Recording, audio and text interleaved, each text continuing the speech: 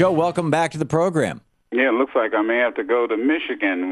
You were from Michigan. I spent 20 years there. I heard you talking about Dearborn. Yeah. And the other week, I heard you talking about Dearborn in the Muslim community. And yes. He's absolutely right. It's mostly Chaldeans and Arab and Orthodox. And I remember we led a demonstration against Dearborn. That used to be a city, if you were an African American, you probably may not have lived there. You may remember, you actually had to have a letter from your employer if you got caught in Dearborn. Really? Yes. Now, Dearborn, of course, was the epicenter for Henry Ford and his anti-Semitic and racist, newspaper. Absolutely. And so you had to have a letter if you were an African American and worked in Dearborn and got caught there after dusk or dawn. Before dawn or after dusk, you had to have a letter, and because if the police stopped you, they had to show where you worked and who you worked for. Yeah. And we led a demonstration there because they passed an ordinance, which was struck down by the Michigan Supreme Court, that said only residents of Dearborn could use their public parks. That's amazing. Now, Louise and I live down the road from there in Westland, right on the Inkster border. And, it goes Westland, Inkster, Dearborn, as I recall. Ypsilanti, the whole 9 yards up and down that riverfront. But Madison was amazing. I don't know. Can you guys see the headlines here? Amazing, man. Yeah. So tell me what your experience was in Madison, Wisconsin this weekend. Well, let's go with this. First of all, unions were tremendous solidarity. We interviewed the president of the Machinist Aerospace Union sitting next to the retired Secretary at Treasury of ASME.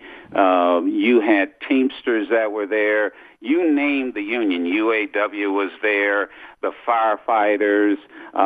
There were clearly over 100 and I would say 50,000 people there. This 85,000 police estimate, police obviously can't count. And but you had Susan Sarandon there. You had absolutely no anger. And this is what makes this Governor Walker's little discussion about thinking about putting provocateurs in the amongst the demonstrators. It's so insidious because this diverse crowd of people, black, white, young, old. They had an elders march the Friday before. This battle is not over, Tom. Now, here's what's going to happen. April 5th, they've got an election, and it's going to be in part for the Supreme Court. Right. They have a candidate running who has already said on the campaign trail he'll do anything that Governor Walker wants, which includes agreeing with this bill that he signed. They still the executive, the county executive, Dane County, used to be a union leader. She is now the CEO of the county, and she says, look, we negotiate all the time. I sit across the table now from people in the union I used to lead. We don't have a problem. Right. She has filed a lawsuit to get an injunction to stop it. We also found out that the bill has to be published before, in essence, it becomes law. There also, Tom, has to be hearings. It is tradition in Wisconsin that you go to different regions of the state and hold hearings on the budget. Right. We had a state legislator by the name of Turner from Racine.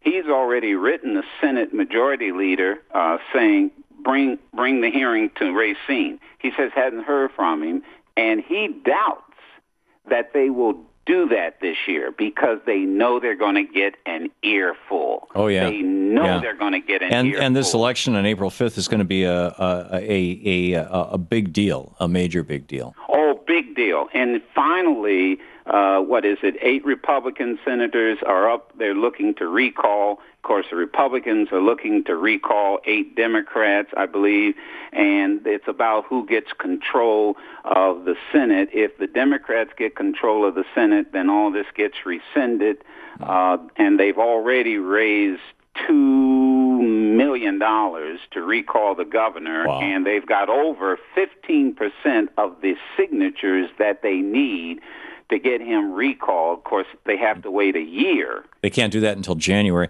But I'm curious, Joe, the Democratic senator, or the Republican senators, rather, who pushed this thing through, are coming to Washington, D.C. this week, if my recollection is correct, for a $1,000 minimum, $1,000, it goes up to, I think, $25,000 a plate dinner, a fundraiser on their behalf.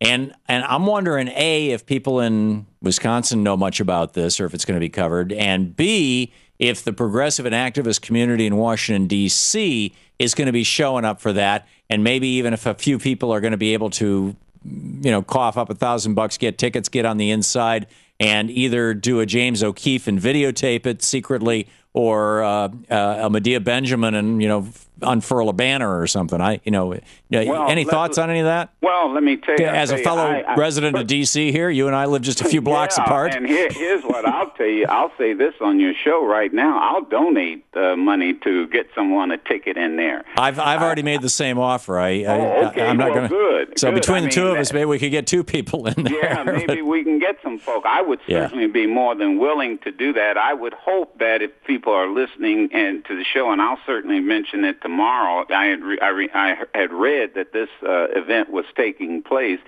but this has gone from an event to a movement. I mean, because obviously we probably are going to have to take our microphones and cameras to Lansing, Michigan.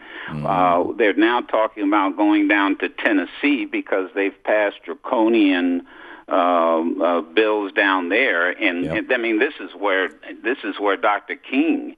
This is why this is so closely related to the civil rights movement, because this is where he gave his life trying to get collective bargaining for sanitation workers, and the governor of Tennessee has just undone all of that. Ohio, that governor, my home state, is just chopping at the bits to do the same thing in Wisconsin. But most of them don't want this kind of turnout. See, they don't want this headache that this governor has, because he's going to be recalled, or else this is his last term. I mean, that's I think you're absolutely right, Joe. And the thing is that all of these northern states basically are trying to turn themselves into Mississippi. I mean, many of the southern states, right after 47, right after Taft-Hartley, a number of the southern states just instantly flipped.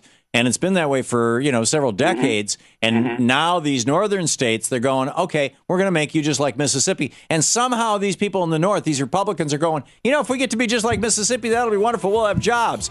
I don't think they got jobs in Mississippi. No, they don't. And they don't have a good education system in Mississippi. And that's where my folks are from. And Texas is what, like 48 out of 50? 48 out of 50. Like that in education. It's a mess. It's absolutely a mess. Joe Madison, keep up the good work, my friend. JoeMadison.com. Thanks for the report. Great talking with you. The people are together there. No ifs, ands, buts about it. There you go.